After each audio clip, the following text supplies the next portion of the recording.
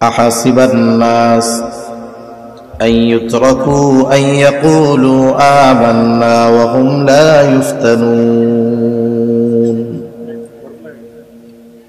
আল্লাহ রাব্বুল আলামিন বলেন, মানুষ কি এটা মনে করে নাকি যে সে নিজেকে মুমিন দাবি করবে আর তার পরীক্ষা নেওয়া ব্যতীত ছেড়ে দেওয়া হবে? এর মানে আল্লাহ রাব্বুল আলামিন জানায় দেন, যে নিজেকে মুমিন দাবি করবে অবশ্যই তাকে এই দাবির বিপরীতে পরীক্ষার সম্মুখীন হওয়া লাগবে, পরীক্ষা নেওয়া হবে। আল্লাহ সুবহানাহু ওয়া তাআলা সেই জন্য দুনিয়াতে বিভিন্ন ভাবে বান্দার পরীক্ষা নেয়।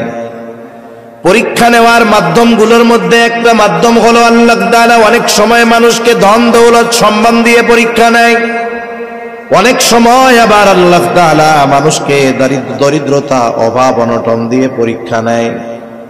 কিন্তু যেই মানুষগুলো ইমানদার মুত্তাকি পরহেজগার, সে যখন সম্পদওয়ালা হয় সে মনে করে এটা মনে হয় আল্লাহ তাআলার পক্ষ থেকে পরীক্ষা। আবার যখন অভাব অনটন আসে সে মনে করে এটা মনে হয় পরীক্ষা। কিন্তু যারা ইমানদার নয়, মুত্তাকি নয়, পরহেজগার নয়, এরা ধন দৌলত সম্পদ টাকা পয়সা পদ পদবীকে আল্লাহ তাআলার ভালোবাসার কারণ হিসাবে অভিহিত করে।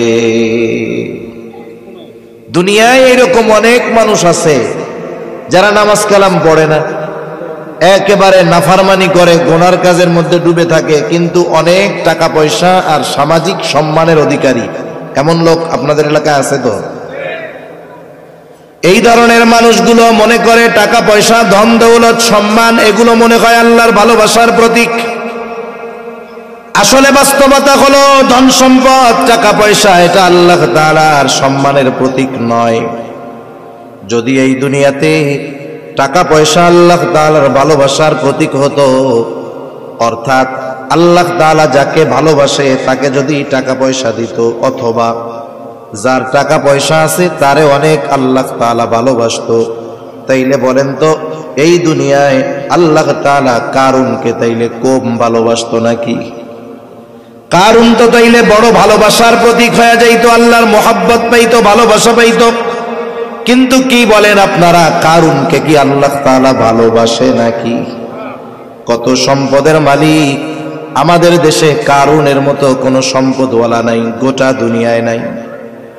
কারুন এত সম্পদওয়ালা ছিল, কারুনের ধন ভান্ডার সম্পদের গোডাউনের চাবি বহন করার জন্য একদল সুঠামদেহী যুবক দরকার হইতো। চাবি লোহার না